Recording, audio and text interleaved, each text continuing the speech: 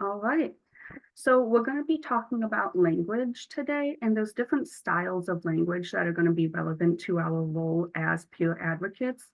It's really important for us to recognize how language plays into the work we do and the different populations that we're working with. Mhm. So we're going to start out with some introductions. I said my name, again, Megan. I am a youth peer advocate, and I have also been a provider. The organization, Families Together, title, Youth Training Coordinator. I'll let you know, go through hers, and then we'll go around the room. Yes, so again, my name is Yaniel Winter. I'm a youth peer advocate as well.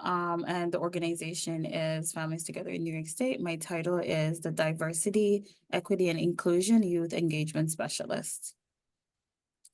Mhm. And then feel free to come off mute and introduce yourselves, or you can send it in the chat. My name is Calvin Melendez. I am a youth peer advocate as well. My organization is Community Access, and yeah, that's my title. Okay, thank you. Awesome. Nice to meet you, Calvin. Kenny, are you comfortable No. introducing yourself, or would you prefer to use the chat?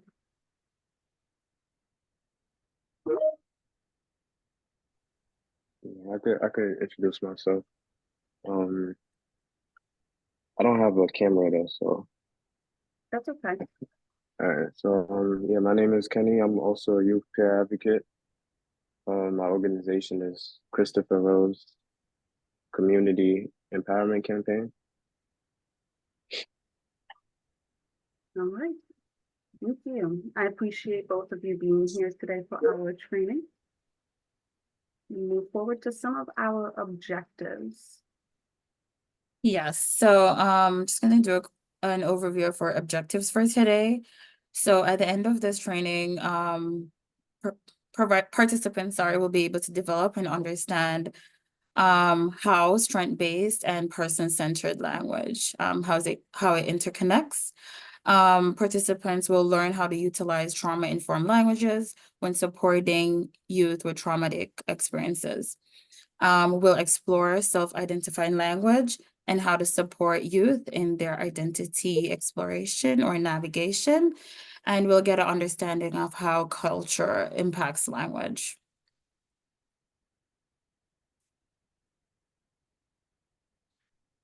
And the topics that we'll go over, we're going to define language. We're going to go into person-centered, strength-based, trauma-informed, self-identifying language. And then we're going to wrap it up with some youth language styles. I must add that this is a very interactive training. So I look forward to our discussion.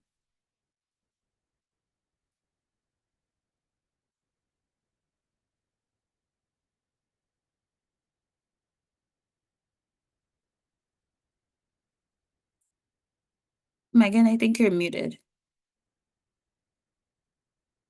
Thank you. I appreciate that. So we're going to talk about why inclusive language matters. Part of why it matters is because we're working with youth from different groups, different populations, different backgrounds, different age groups. And it's important for us to meet the language that they are using and have that proper inclusion to it. So we have a really nice quote about why inclusive language matters. Yes, so I would love to share this quote with everyone. I will not attempt to pronounce the person's name, but the quote is from a award-winning DEI consultant and trainer. They also act as a mentor and an executive coach. So I'll just read it. By embracing inclusive language, we create a powerful sense of belonging and affirmation, ensuring no one is left on the sidelines of progress. It is through our words that we build bridges of understanding and cultivate a world where diversity thrives. A true inclusion becomes a lived reality. And the reason why I chose this quote to share with everyone is because oftentimes we're not thinking about the impact of our language and how it influences or shapes the experiences of different groups, right? We want to make sure that we're using languages to ensure that no one is left.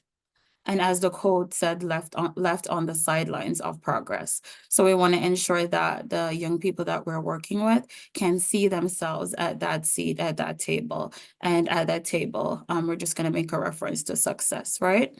So language is powerful, and it's what we use every day to express ourselves. We use it to communicate and connect with people. And we want to make sure that the language we're using is not harmful in any way. And we're creating a more inclusive environment, and we're accepting everyone. Thank you. You know, I think that quote is really powerful and it's really all-encompassing. So I want to talk about how language impacts our culture and our thinking style. So follow along here. I'm going to keep us together. We have language.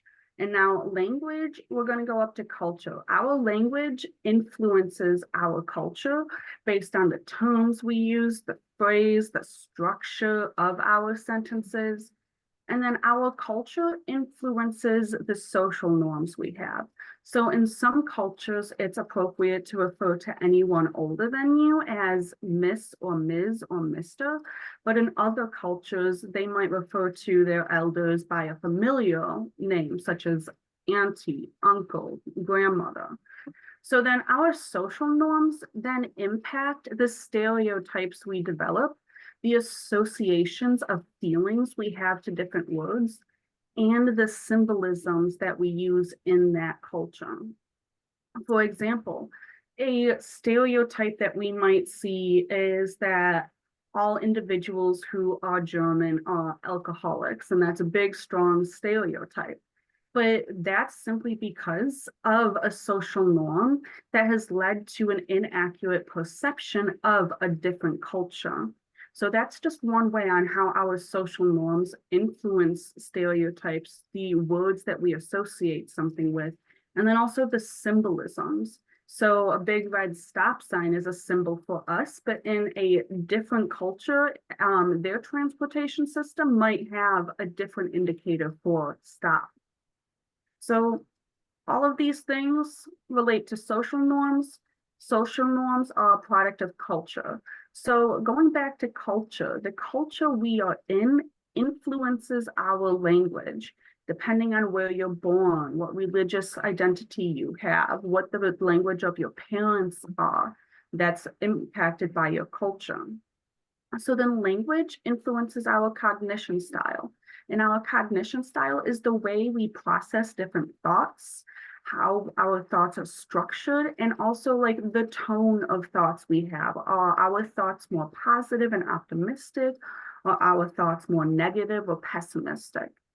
The way we think, the style leads to our automatic thoughts. The automatic thoughts are the first thing we think of when something happens. So when plans change, the first thing I think of is, oh my God, what am I going to do? Without going to all of the different steps on how I could manage that, that's my automatic thought. So then an automatic thoughts influence our identity of ourselves, others, and objects. Automatic thoughts influence how we categorize an event, a situation, or a concept. Is this a good situation? Is it a bad situation? Do I feel scared? Do I feel happy by a situation? And then these automatic thoughts also influence our emotional and behavioral responses. So for example, if we have an automatic thought that I'm in danger, we're going to start having that certain level of anxiety, that certain level of fear. And our behavior might be looking around us, calling a friend to check in. So language can influence a lot of different factors, which is why it's important to recognize how that is going to impact the interactions we have with youth. Awesome. So now we're going to move on to talking about language as a tool. So as I was saying before, language is the primary tool for communication and expression, whether it's indirectly or directly. When it comes to language, one size does not fit all. And oftentimes our language can put people into boxes and create further exclusion for certain groups that are already facing marginalization. Our language should be tailored to include everyone and their unique experiences. Our language helps us to better understand one another. It fosters empathy and clarity in our interactions. Inclusive language sees each person as a unique blend of identities and their experiences.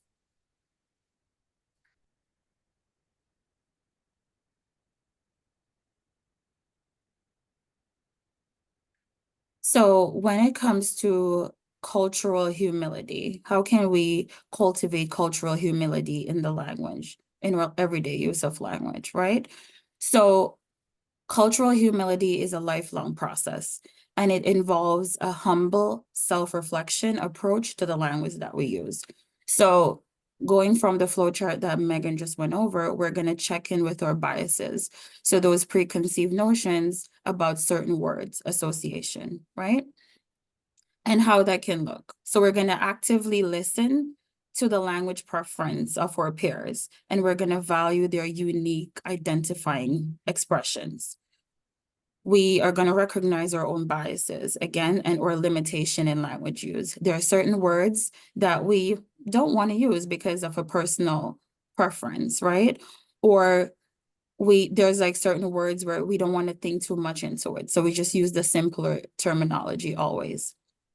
We also want to make sure that we're not imposing our language norms or our assumptions onto others. So not because it works for us means it's going to work for someone else. And we always have to remember that language is powerful. And like this word is going to be repetitive throughout the presentation, right? So language builds bridges and it forms relationship. And I want us to continue exploring ourselves and find ways on how we can develop and cultivate cultural humility in our language. All right, that leads us into person-centered language, which is a term you might have heard before, but we're really going to get into it. So I have a question for the group. You can put your response in the chat. However, please feel welcome to come off mute. As peers, how do you ensure that your language remains person-centered? And whatever definition person-centered means to you, you can use that. We're going to get into some of the different perspectives of it. So as a peer, how do you ensure your language remains person-centered?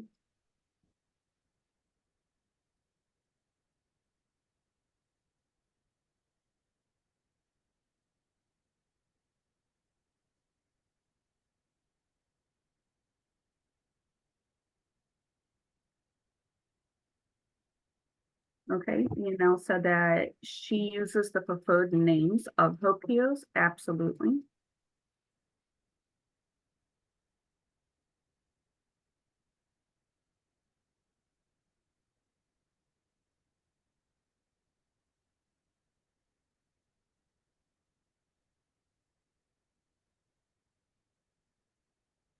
Kelvin, Kenny, do you guys have any thoughts about this? I always like keep it a safe space to talk for them as well, like freely. Mm-hmm. Absolutely. Okay. We can continue. Okay. So when we're using person-centered language, we're focusing on the people and not the labels that we're associating with them. So we want to be mindful that people do not often refer to themselves by using the word person first. For an example, I am a person with autism disorder, or I am a person with mental health conditions. And that's okay, because everyone has the agency or the right to define themselves how they feel best. What works for them, what they feel comfortable with, that's what we want to recognize and respect. So always mirror that language. And when in doubt, you can always ask, how would you like me to refer to you? How do you identify? And sometimes when I can't identify if someone refers to themselves as male or female, I'll approach them. I'll be like, what pronouns do you prefer? And I've never had a bad response to that, even when the individual identifies with the pronouns that they were born with. And that's great. But then there are also some people who recognize that, I noticed that they might prefer different pronouns and they really appreciated me asking them first. So keep in mind that, when in doubt, always ask. There's no problems with that. So are either of you able to give me some other examples of person-centered language?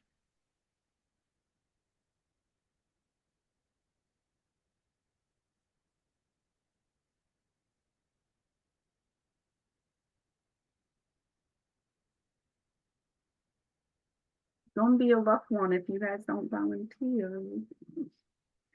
And I also just want to add something real quickly. When it comes to person-centered language, right?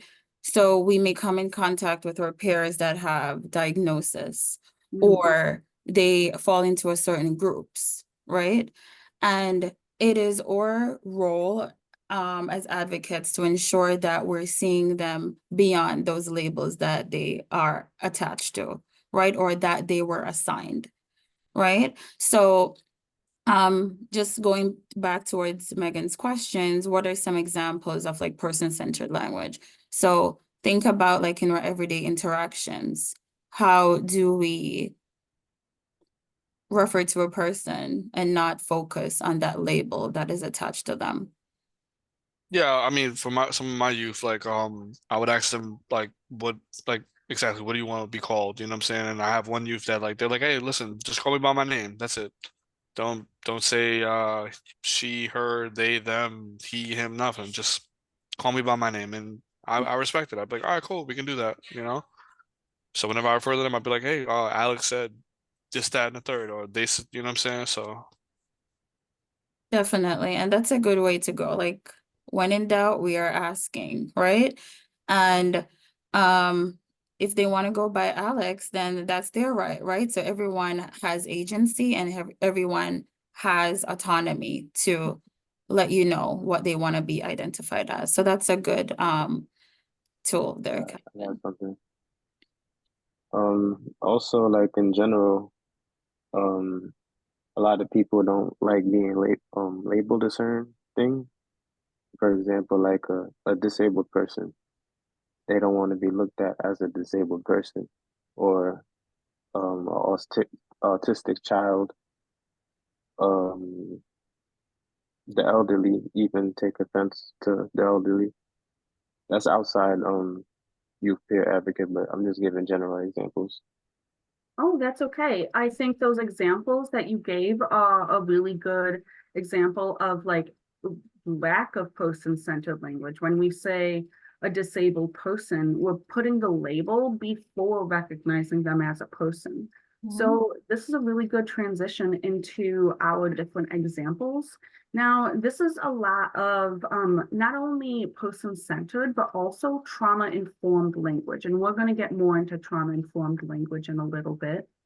So something I want to bring attention to, particularly for us as youth peer advocates, is the term patient or client. That's a very clinical term, a very medical term that is used. But for us as peers, we don't refer to them as that. We're saying a person in recovery. We could say a recipient of care, and then also the individual's name. As peers, we really want to avoid the term client because that can make the youth we're working with uncomfortable and it creates a different type of role dynamic.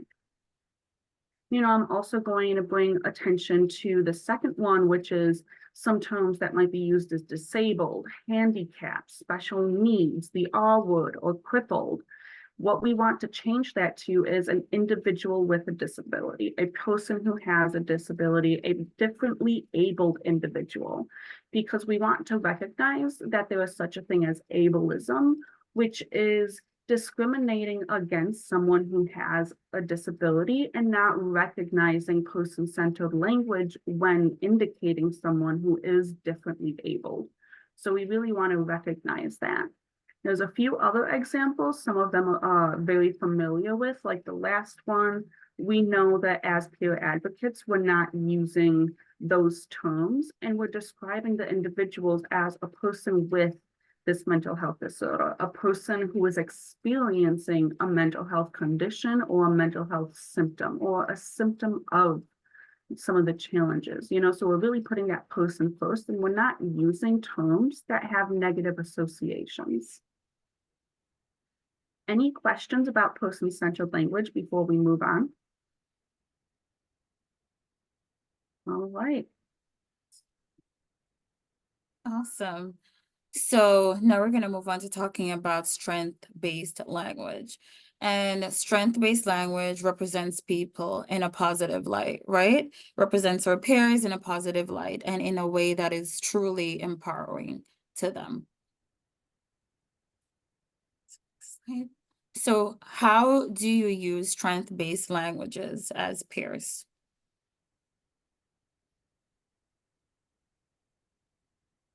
I know for me, I use strength-based language by challenging the counselor's identification of a certain behavior that the youth might be demonstrating. The counselor may say it is a negative thing or use a term with negative associations about that behavior. But for me as a peer, I'm going to use different terms to take away that negative association. Awesome. Yes. Mhm. Because it's not about what's wrong with the person, right? It's about what is positive or what is empowering about that youth.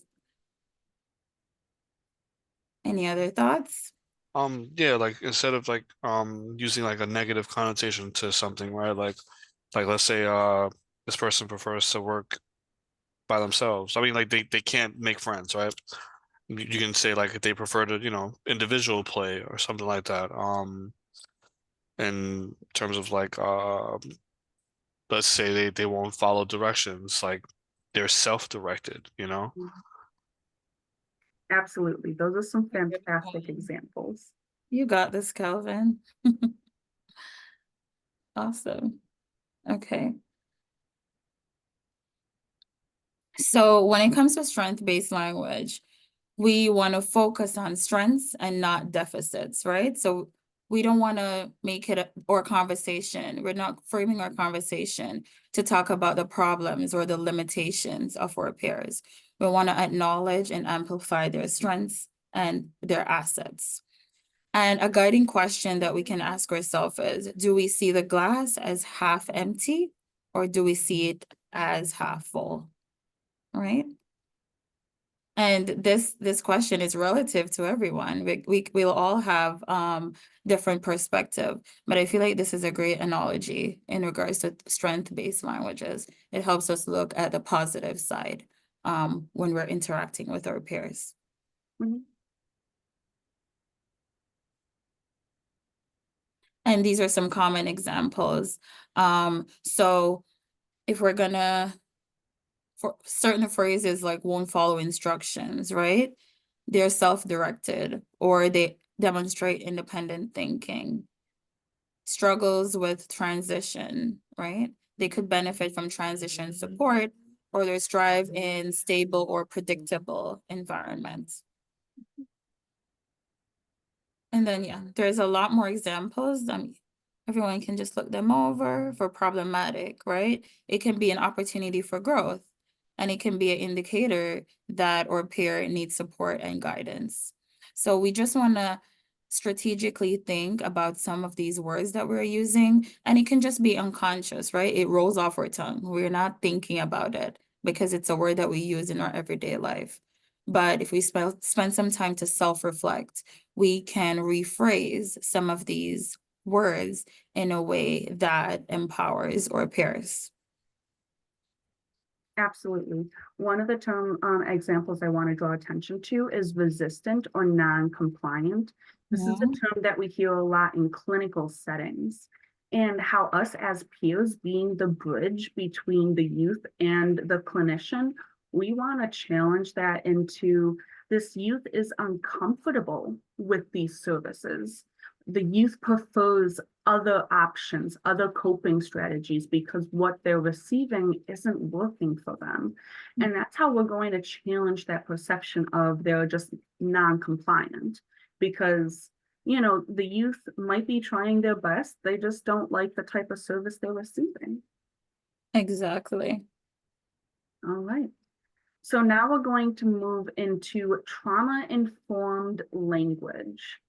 So before we get into the language itself, would either of you like to share what trauma-informed means to you?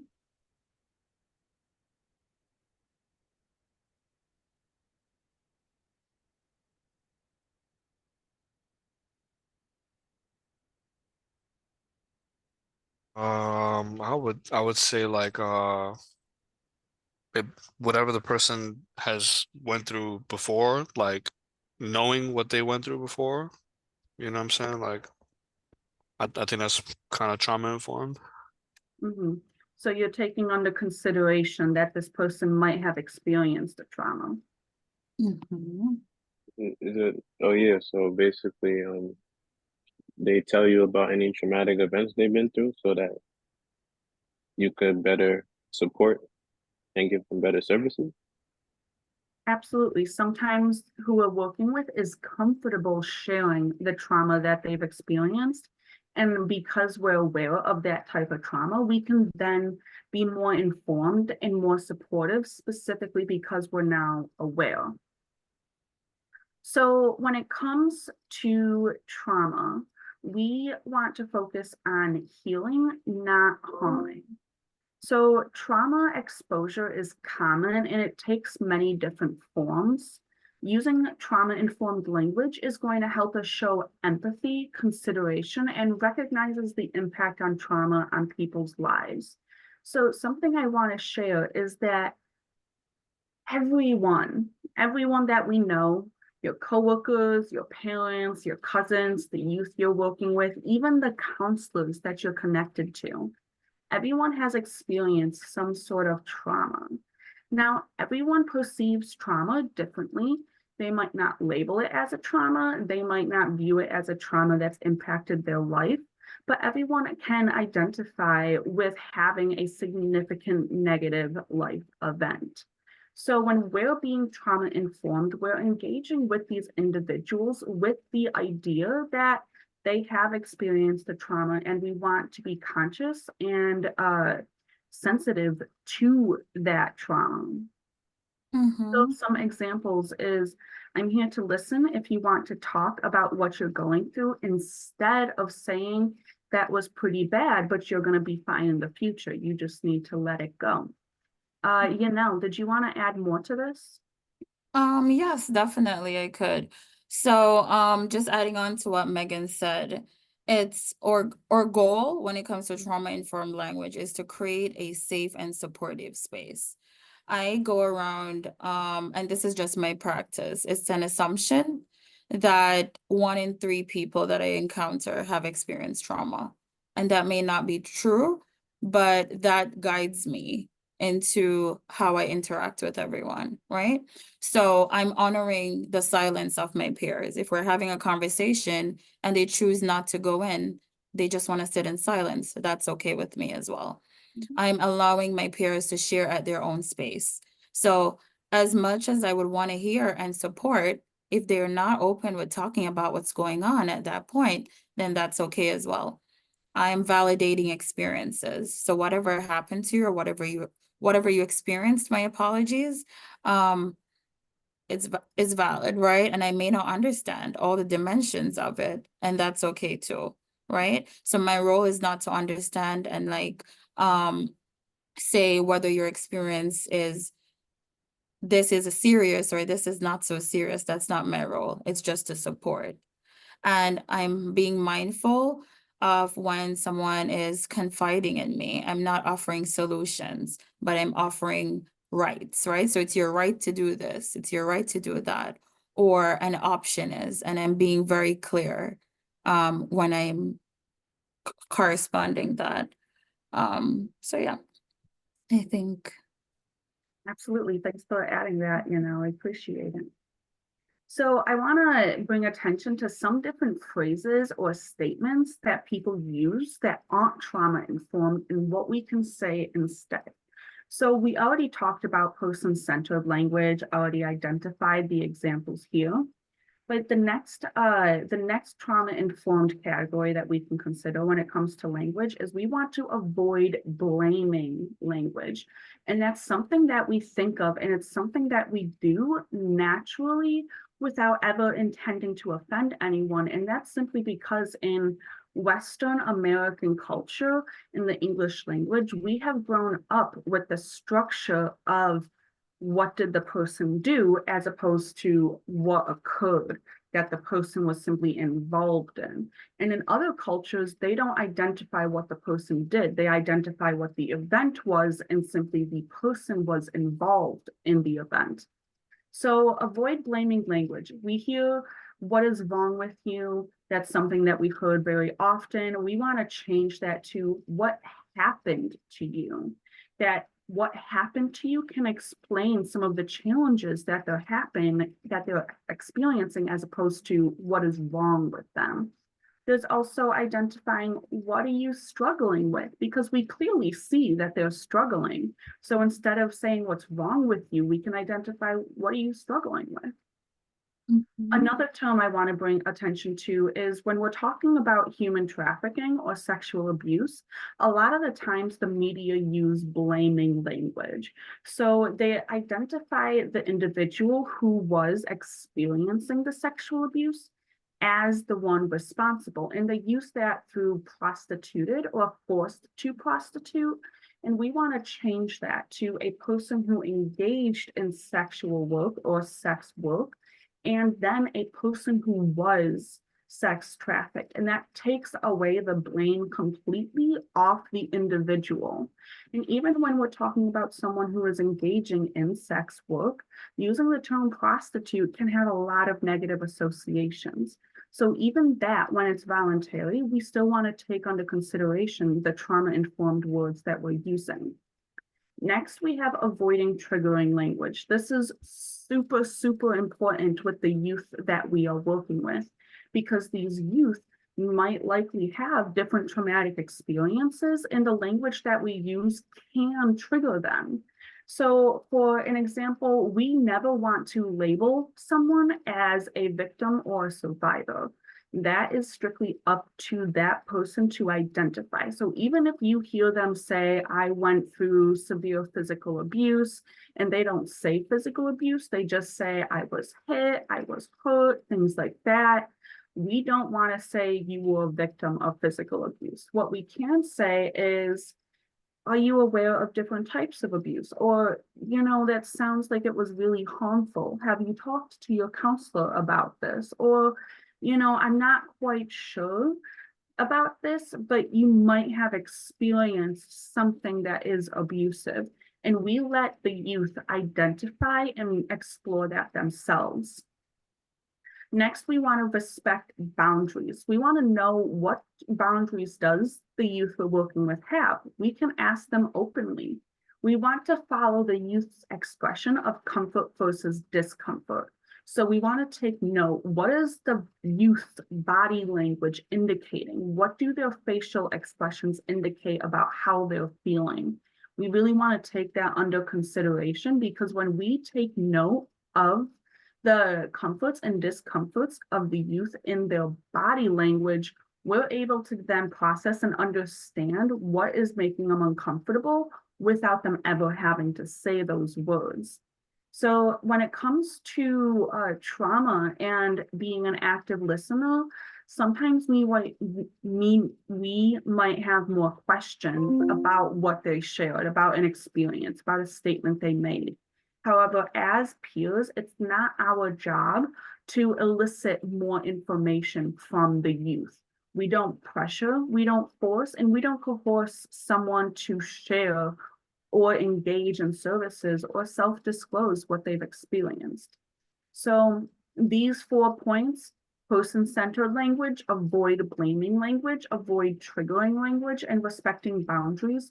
Those 4 points are all extremely critical to have when we're using trauma-informed language. And that leads us into self-identifying language. And before we move on quickly, I just want to add something. So most of these phrases or words, it's what we're familiar with, right? It's what we know, it's what we've been using. And this is where cultural humility comes in. We have to check in with our biases. We have to do a self-reflection. So it's no blaming. It's no one should feel bad, right? We just want to make sure that we're improving the service that we provide and the support that we are providing. So if these are some of the words that you have been using, well, what can we do now, right? So it's just being kind to yourself and approaching this from a place of self-reflection. Thank you really much for sharing that. I'm going to add a little bit more onto that. If we think back to that map I had about language, our language is influenced by our culture. So when we think of the culture that we grew up in, these terms might have been more socially used, more socially common than if we had grown up in a different culture. So our cultural upbringing can teach us these are the words that are acceptable. And if we've used that words up until this point, then that is okay. That's what we learned and we can't go back. And we view that as a mistake. We view that as a learning experience because now we're more aware, we're more informed. And moving forward, we'll be able to take these language and these statements under more consideration. So I appreciate you adding that, I think you made an excellent point. Amazing. Awesome. Any questions about trauma-informed language before we move forward? Okay. Self-identifying. Okay. So when it comes to self-identifying language, these are words or phrases that people use to describe themselves and their identities. And then our question for you is, how do you self-identify? For me, I'm going to share this example. When I fill out forms, and then where you have to select your race and ethnicity, it will have African American. I don't identify as that, right? So if it says other, I will check other and I write Black, or I put Afro-Caribbean, right?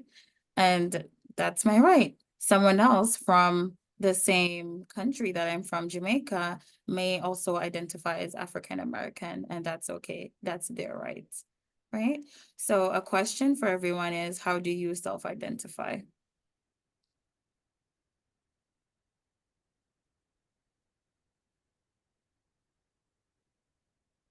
So I'll share and then I'll ask for our audience to share. So I self-identify as Caucasian. I actually have an ancestor who is Algonquin Native American, and I also have an ancestor who was Black, although I can't determine what her ethnicity origin is because that's information that I just couldn't find. So even though I do have Indigenous American and I do have Black ancestry, I really don't identify with either of those because one, I didn't grow up with those experiences that those individuals and those groups had. And two, that those different ethnicities are very far back in my lineage. We're talking my great great great grandparents and then my great great great grandmother. So it doesn't kind of carry on to me. So I only identify as Caucasian, even though I have these other ethnicities in my ancestral background. So then I would like our audience to share how they self-identify. And when it comes, just a guiding question for everyone to think about, it doesn't have to be race and ethnicity. It can be any other social identifiers or personal identifiers.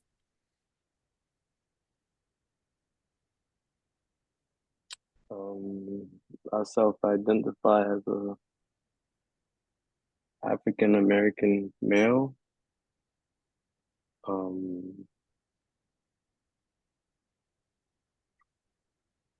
So outside of race and gender, how else would you self-identify someone? like, would you say like a hobby or something? We're going to get into that. That's a real good question. Right? Kelvin, how do you self-identify? As a Bronx born, New York raised Hispanic man. All right, there you go. Brooklyn raised. My dad in there. Okay. That's amazing. Thank you everyone for participating. So when it comes to self-identifying language, right? That's my right. Everyone has agency to choose what language they want to use to define themselves, right?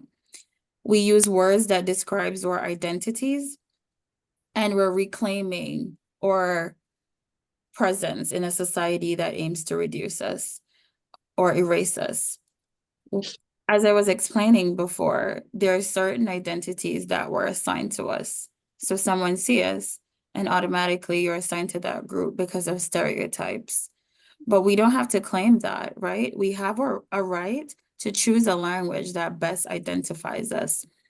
And as peers, we want to ensure that the language we're using as well resonates with youth, and we're not creating further marginalization. So let's say it's a word or it's a identity that you don't like. I want you to ask yourself this this reflective question, which is worse, you being uncomfortable with that word or someone feeling oppressed, right? And then we can always go back to that. And then now we're going to go into some of the categories of self-identifying language. So we heard race, we heard ethnicity, we also heard geographical locations such as the city that you were born in. What other categories of self-identity can we think of? Any guess?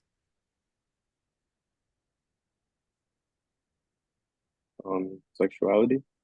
Absolutely. Yeah. What sports you play? Yep. Yep. Religion. Yep. Yeah, I was gonna say education for sure. Yeah. Absolutely. Yeah, occupation. Yes, these are great examples, great examples. You guys have a really good idea. So there are a lot of identity categories. We have race and ethnicity, which are separate, which are separate. And if you guys had questions on that, yeah, Yanel would be able to really answer those about the differences. We have our, that's supposed to say sexual orientation. We have our gender, which can be different than the sex we were assigned at birth. Religion and spiritual beliefs, our culture. Some people might identify as Republican or Democrat or independent. We have abilities and disabilities. Someone might identify with one of their abilities or disabilities.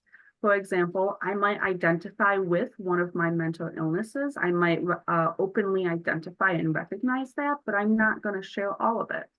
Our morals or values, for me, some of my morals and values are responsibility and reliability. Those are like two of my core values, and that comes out in my identity. So then hobbies and passions, absolutely. The social groups we belong to, education and occupation, that was also mentioned. Our nationality, which our nationality can also be different than our ethnicity and our race. Veteran status, our interpersonal relationship roles. So I can identify in my relationship roles as a daughter. I can identify as a married woman. I can identify as a dog mom. You know, those are my interpersonal relationship identities. And then also my age or generation. I don't share my age, but my generation is the millennials. So those are different ways that we can identify. And then I'll pass it over to you now. Awesome, thank you. So when it comes to self-identifying language, there's this ongoing discussion. And that question is, are there limits to self-identifying language? So if someone is using a slur to identify themselves, is that okay? Is it still there, right? Any thoughts? I would say so for sure, because what you are, what you feel like, what is what you are. Like I have somebody that calls themselves the N-word every now and then. I'm just like, oh, all right, cool. If that's what you want to do. Mhm. And what they tell me is this is what they explain to me. They're taking the power back, you know? And I have no choice but to respect it. Perfect. That's a good example, Kelvin. Kenny, you wanted to say something? To that question, are there Yeah, limits? I thought you came No, off mute for a bit. Okay. Do you have any thoughts? no, I don't feel like there's limits. You could refer to yourself as anything you want. Okay. Awesome. Yes. So when it comes to self-identifying language, even if there are no limits, right? And even if it's a slur, that's still their right. So people have agency to choose what they identify themselves as, and there is no limit to that. However, I just want to say that context matters, right? So for certain words, it is acceptable for people to use between themselves. So if they are a part of a group, it's okay for them and the members of the group to use, but then it's not okay for people that are outside that group. So we want to be mindful of that as well. So for Calvin's example, the person that you're working with referred to themselves by using the N-word, as you say, but is did they are you allowed to say that word in short, right? Is it acceptable for you to refer to them as that? Maybe not, right? So we still want to be mindful of that. And there are certain things that we have to think about when it comes to self-identifying language. It doesn't take away their right. It's just a way for us to reflect and make sure that we're asking everyone.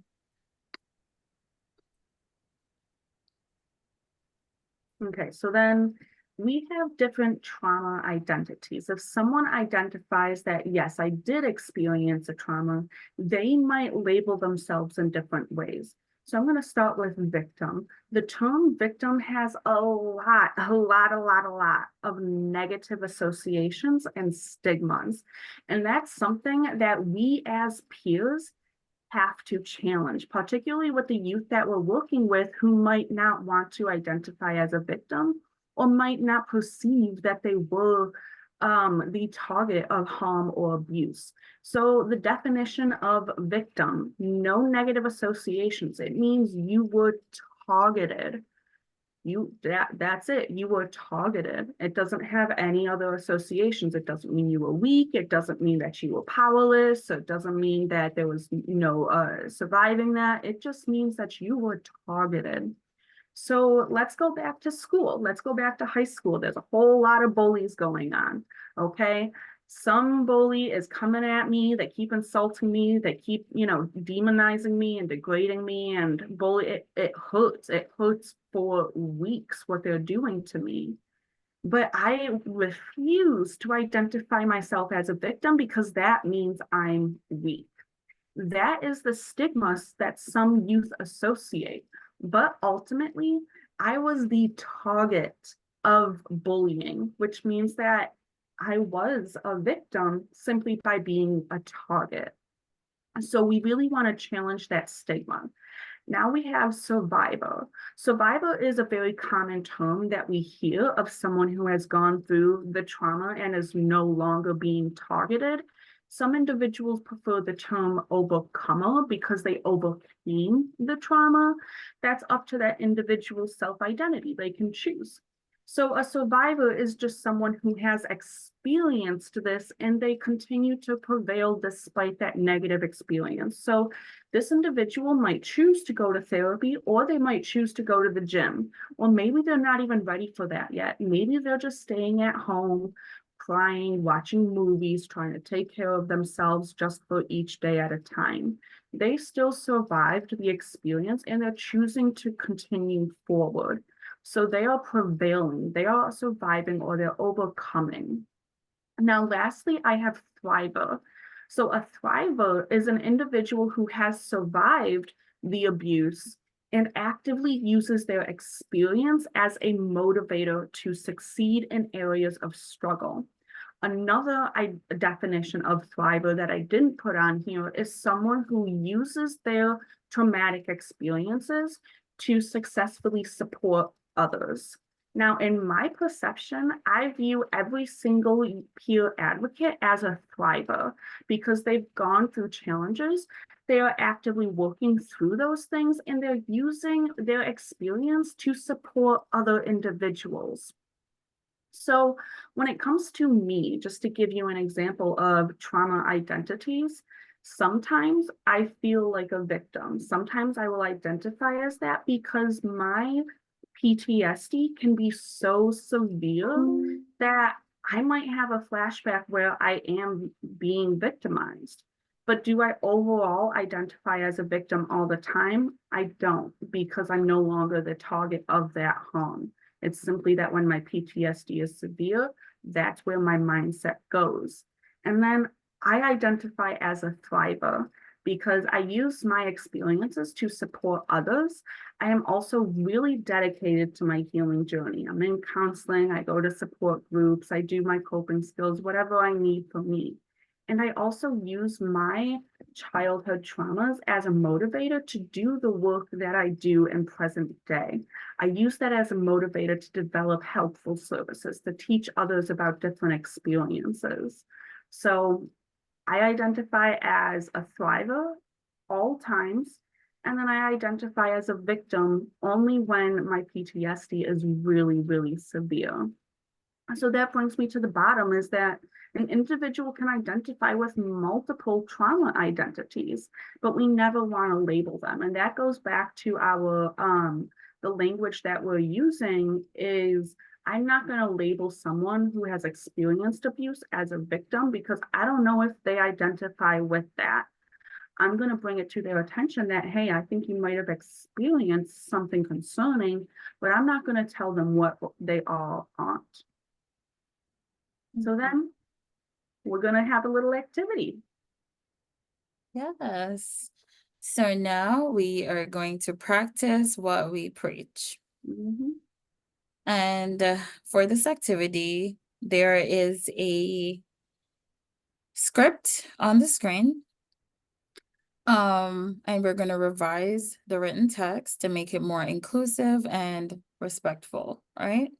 So everyone can just take a minute to read the text. Starting at Dear Ladies and Gentlemen, or if you'd prefer for me to read it out, that's fine as well. So I'm just going to read it out. Dear ladies and gentlemen, you're all invited to our annual gala on March 14th, 2023 at 6 p.m. Join us as we celebrate how special autistic people are. Whether you're an autistic person, a family member, friend, ally, or supporter, we welcome you all to join us for an evening of fun, connection, and celebration.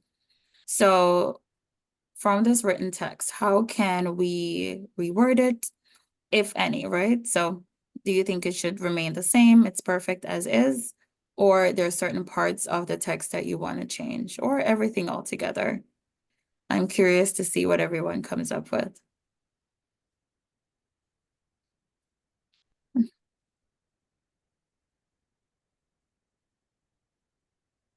If you want to just point out certain parts of the text as well, that's fine. I think where it says how special autistic people are. Okay.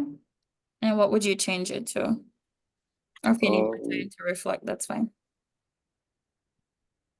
Yeah, I would need some time. Okay, that's fine. But yeah, I feel like it goes back to like my general comment from earlier when I said like autistic people. They probably wouldn't want to be referred to as like, autistic people. Yes. Okay, so that's fine. Take some more time and think about it. definitely like the ladies and gentlemen. I would say like instead of doing a dear ladies and gentlemen, it could be like hello everyone. If you're receiving this, you are invited to our annual gala, blah blah blah. Join us as we celebrate see like how special autistic people are. Like we can also change this as well. Like we can celebrate and learn um about people who are Have on autism. the spectrum, I would say. Okay. Uh No, this is good, you know, and there's not necessarily a long answer right now because this is the learning process. So even just identifying some of the things that you feel should be changed is great, even if you might not know exactly how you would change it. Yes. And this is a perfect example for us to reflect on. It's not one size does not fit all, right? And with words, we can be as creative as we want, and we can use broad languages as long as we are remaining inclusive and respectful. All right. Any other changes you'd like to make to the written text? Definitely like whether you're an autistic person, all this extra stuff, like you could just keep it bland. We welcome you all to join us for an evening of fun. Exactly. Mhm. Sometimes silence is okay. So you don't even have to say anything. You can just remove that altogether. That's okay too. Any other thoughts?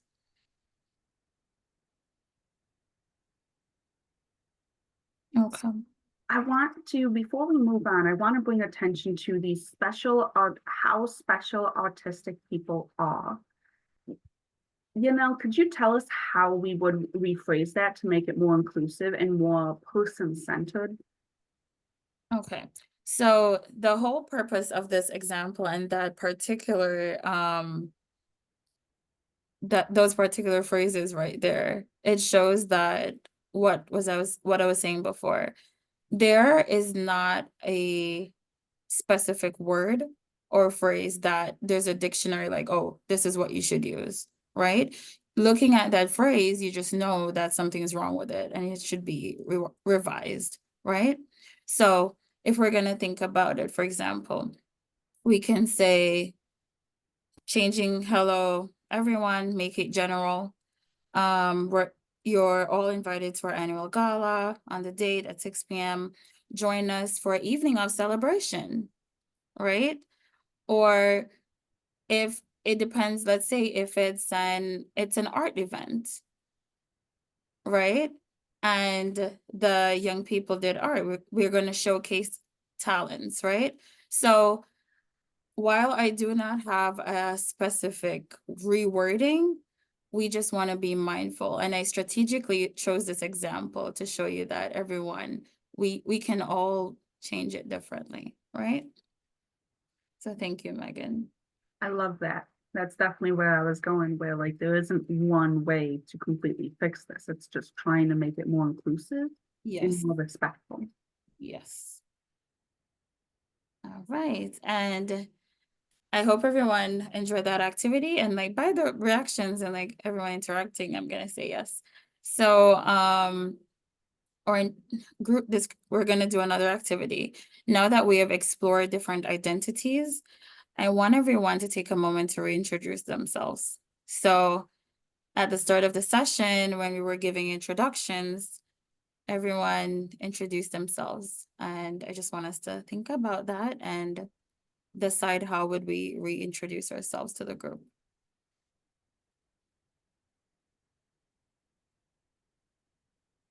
I think my list will be too long. Pick a few. Pick a few. Nah, it's okay. I like to stick with the same thing because that's how I always do. Okay. So for me, I am going to identify Megan, she, her. I am a youth peer advocate. I am also a youth peer advocate trainer. I'm Buffalo born and raised. I have an accent, but I've never left Buffalo. I also really love to research history. I'm a big history fan. I also am a thriver. I have overcome a lot of different childhood traumas, and I actively work with myself, and I use the fact that I've experienced these to thrive and engage in success in my modern day. So that is my reintroduction, just sharing a little bit more about the different categories that I fall into. Amazing. Yanel or Kenny, would you guys like to reintroduce yourself? Before I give my introduction, this is something that I do very often. I say my title before my name. So I am the and title, and then I give my name after that. But in reintroducing myself, my name is Yanielle Winter. My pronouns are she, her. I am a Jamaican immigrant living in the US. I identify as a thriver as well. I am passionate about working with young people because I believe that young people are awesome and we are amazing. And as Calvin said, I could go on and on. I could go on and on. Anyone else want to give it a try, Kenny? I probably say the same thing to keep it short. Introduce my name and my occupation. I'd say, good afternoon. My name is Kenny. I'm a youth care advocate. Yeah. And you see, I like that what Kenny said, because we don't have to change it at all, right? So there is no pressure. You can choose to reintroduce yourself with different identities, or you cannot. At the end of the day, that's your right. Right? Absolutely. I love that because you don't have to go on and explain all of your other identities unless you choose to. Does anyone have any questions about anything that we discussed? Any feelings that the activity brought up for anyone?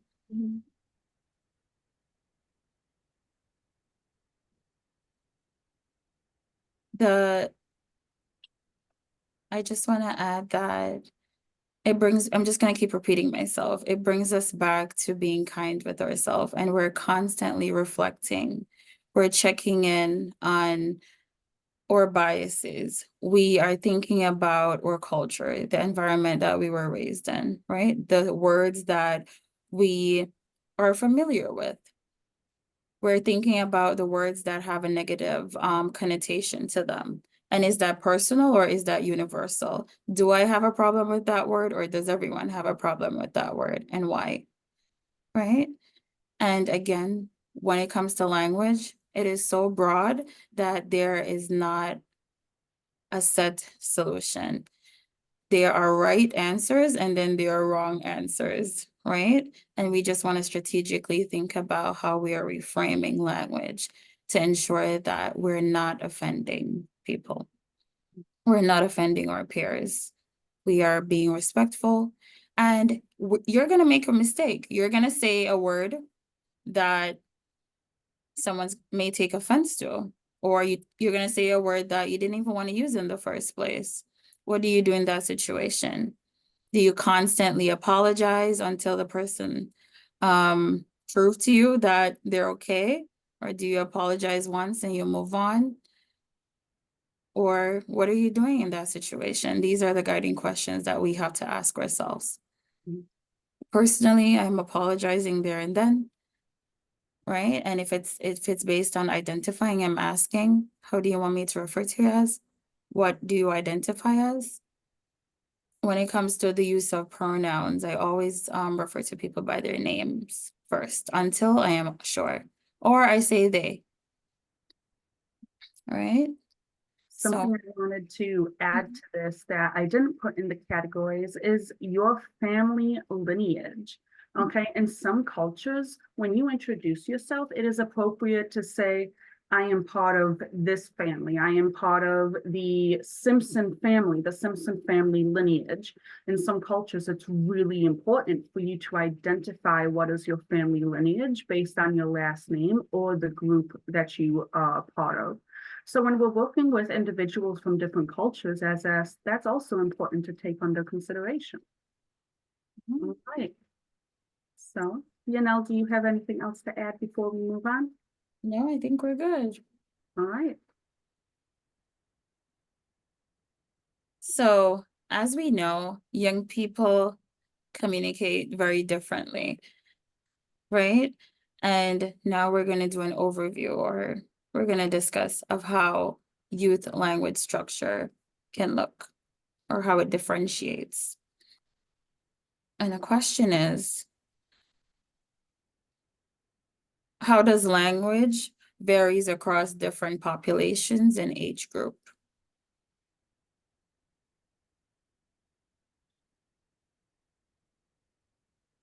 Personally, if my friends outside of work tell me they're gonna send me an email, yeah, I don't know how I feel about that. But for my parents, sending an email or writing a letter, that's perfectly a normal way of communicating.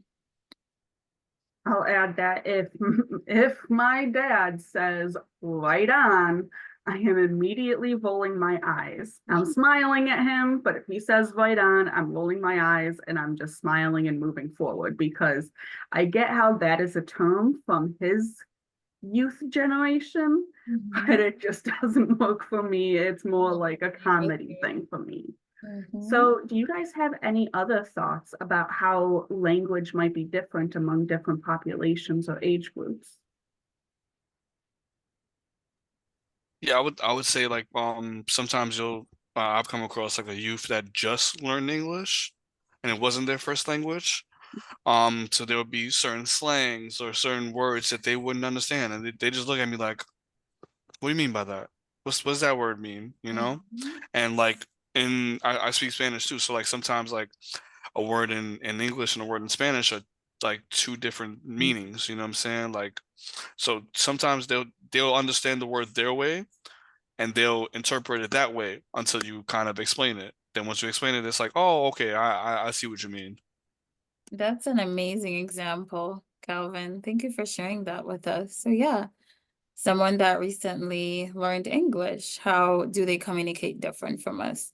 For example, I'm Jamaican. I migrated to this country 5 years ago, and there are certain things that I say where people be like, wait, what? And I have to explain myself. But right? It's very different. When it comes to that, we just want to make sure we're allowing people to use whatever language resonates with them, whatever they're comfortable with. As an immigrant here, should I leave that part of myself behind and adopt to another way of communicating because that's what we're doing here? No. And something I'd like to add is, when individuals do use different language than us, we should not be rolling our eyes. We should demonstrate respect. The reason why I can roll my eyes with my dad is because we have that relationship. Me rolling my eyes at him when he uses terms from his youth and his 20s and his adventurous years, that's okay for me to roll my eyes at because we have that relationship. But when you're working in the field and you're doing things, please do not roll your eyes. Thank you for adding that. Yeah, the relationship dynamic makes a difference in how you respond to the language being used. Definitely. All right, I guess we can move on.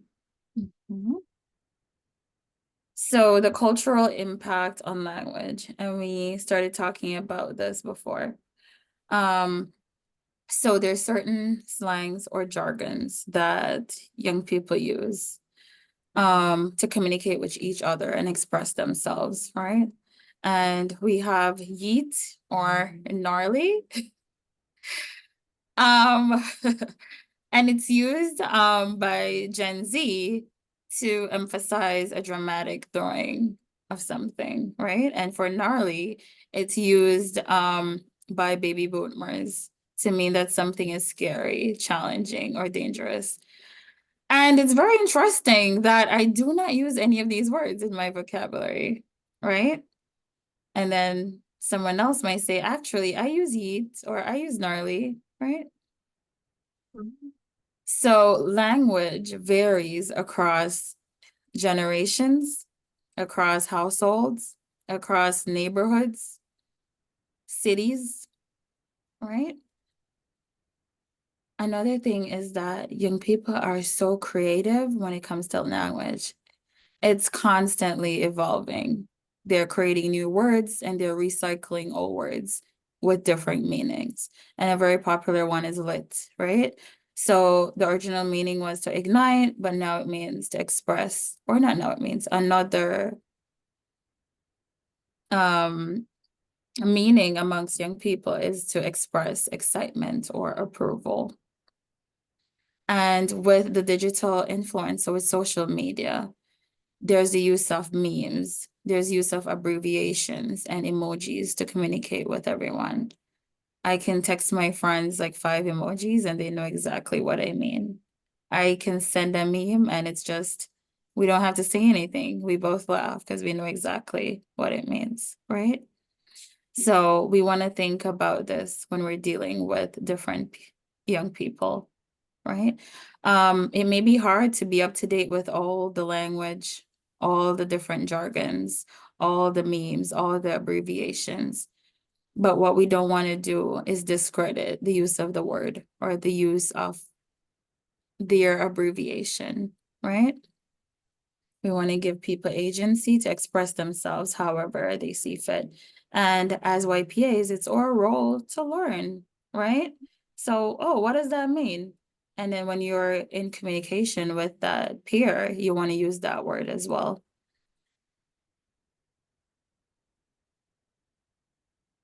And best practices, right? So there is no simple or quick fix. I was gonna say you can't Google, but you can probably Google like how to rephrase words and like Google will let you know. But like off the bat, like we don't often have Google handy because that means we're interrupting the conversation. With this, we may find ourselves overthinking about using the perfect words or phrases to avoid offense. But instead of doing that, these are some things that we can do. Be creative, right? So it goes back to our example where it says how special autistic people are. There wasn't a set word to replace it with, but we don't need to find a single word or term. We can use broad languages. Example, we're going to say a person with limited mobility instead of saying wheelchair bound, right? And that's a lot of words, but that's okay too, because it gets the point across, right? We want to practice cultural humility. So we're constantly reflecting on ourselves. We're constantly checking in with certain words that we're using, certain biases, preconceived notions, and the stereotypes that we have. And we're making sure that how we show up reflects a positive light, and we're making sure that everyone feels included. We are being respectful. So it brings us back to harm will be done, right? You'll say something that you don't want to say, or you'll say something that someone takes offensive. But what do you do in that situation? You apologize, you ask, you take it with you, and you move on, right? When in doubt, ask for help. So this is asking our peers, how do you want to identify as? What does that word mean, right? Or you're gonna ask maybe another professional or your supervisor, right? And you're gonna continue the path on professional development. So you're gonna continue going to trainings, etc., to strengthen your skills and your knowledge.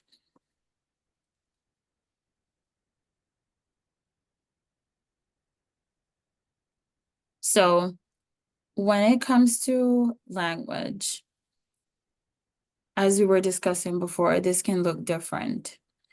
A popular one is naming. So in some cultures, it's first name, middle name, last name, and there's one last name. But in other cultures, it's first name and a paternal and your father's paternal family name and your mother's paternal family name. I've also seen instances where some people have two first names or they don't have any middle name at all, right? When it comes to language, it can be used to express politeness or etiquette. So in certain cultures, for example, I'm Jamaican, and I would refer to my older family members as aunt or uncle, even if they're not my aunt or my uncle, even if they're a cousin, but they're just older, right? Or strangers, so my mom's friends, I'm referring to them as Miss or Mister. And that's for my culture. Other cultures, no, you're going to refer to people by their names, and that's okay too. And when it comes to culture, it can be indirect, right? So it's removing your hat, or it's removing your shoes before you go into someone's home, or it's the head nodding, or snapping of your fingers, right? Or the shrug of your shoulders, or stamping your feet, right? So, and these are just some examples to have you see that when it comes to language, it is influenced by our culture, and it can look different depending on where we are and who we're communicating with.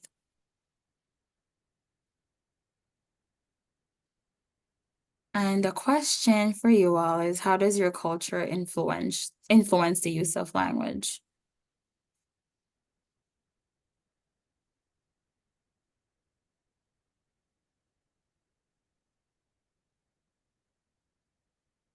Are either of you comfortable sharing how the culture you grew up with influenced the language that you used?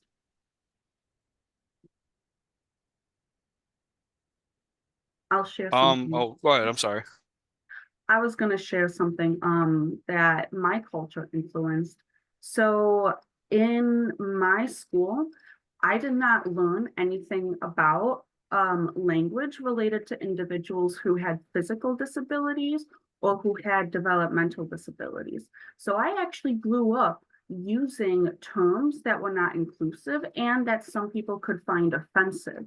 And I didn't know that until honestly when I was a young adult in college and I had learned different language styles and how to be more inclusive, person-centered, and how to just be more respectful to people of different abilities and of different experiences. So that was just something that I learned because my culture in school did not teach me different language to use. So I'd love to hear some of your guys' examples. You want to go now, Calvin? Yeah, for sure. I apologize. My bad. I got a lot of stuff going on. Yeah. So like growing up, as a kid, like you said, Megan, we didn't really learn person-centered language or things of that nature. Like my mom always told me, like, hey, just if you see someone less fortunate than you, don't say it out loud. Like be nice about it. Always ask for their name. But like in my culture, like Spanish culture, like there are a lot of negative connotations for certain people, you know what I'm saying? And I always try to take bias out and I always see people as who they are. People, that's it, you know? So, Yeah. yeah. That's a good one. Thank you for sharing. I'll give an example. I am Jamaican, and we use the British or the English language system, which is very different from America. So how I spell center, so oh my God, my apologies, CENTER or CENTRE. And the other day, I it was a text or an email, and someone's like, "Oh, you misspelled the word," and I'm like, "Actually, I did not." Right? But so that's one way how culture influences the language that I use. Penny, would you like to share before we move on?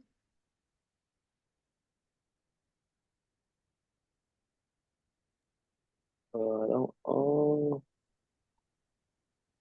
Yeah, you guys can move on. Awesome. So that actually concludes our the training part of our presentation. We do have a few slides after this that's just talking about our upcoming events. But I would like to open the floor for any questions, any statements, any feedback, about everything that we learned today. I'd love to hear what your thoughts are. And even if you don't have any question, but you just want to share some knowledge, that's okay too. Or any takeaways today? Did you learn anything new? I would say this is definitely a training that not even just youth advocates should take. Everybody should take it, language goes a long way with everybody, and I always say, like, I operate off of actions, not words, but also, like, my words can lead to action. So yeah, I really appreciate the training. It's just reinforcing a lot of different things for me. Mm-hmm.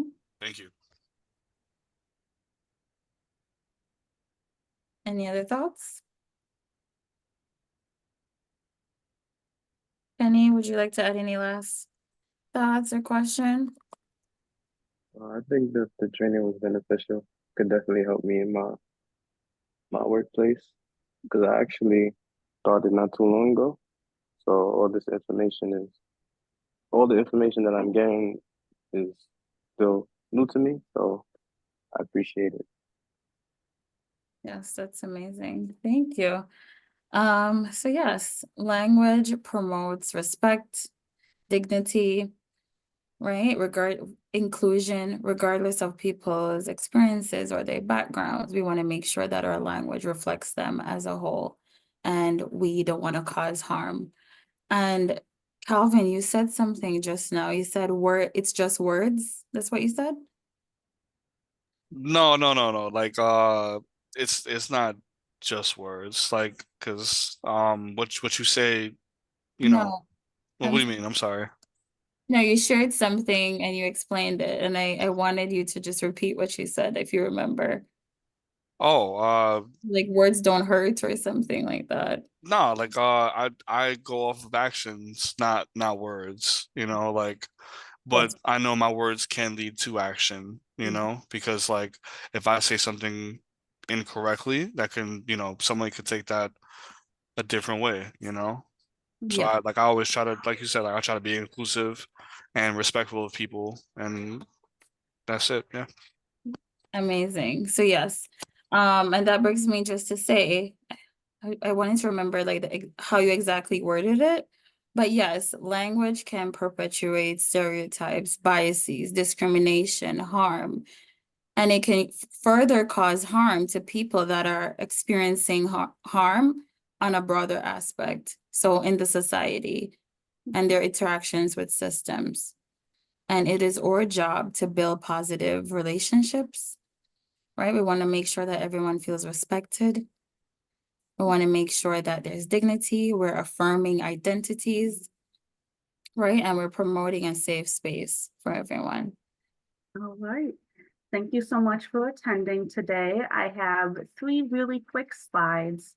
So something we offer on a monthly basis for supervisors of youth peer advocates is a meeting where they can learn stuff, get some training, discuss different challenges. It's really an open forum for these supervisors to gain skills and benefit in their role as supervisors.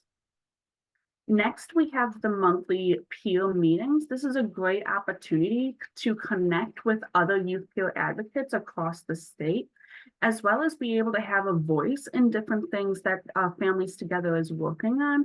And you'll also gain a lot of different skills and increase your network in these meetings. They're less of a training and more as a group discussion and a group teaching each other. And lastly, our next TA call. Our next TA call is May 16th from 12:30 to 2 p.m. And before I let you guys go, I just wanted to real quick ask you two, what topics would you be interested in learning about? And if you don't have a topic now, that's okay. But if you do, I'd love to hear it. And then we'll finish. I've got nothing right now. I'm sorry. That's okay. Kenny, do you have anything you'd like to learn more about?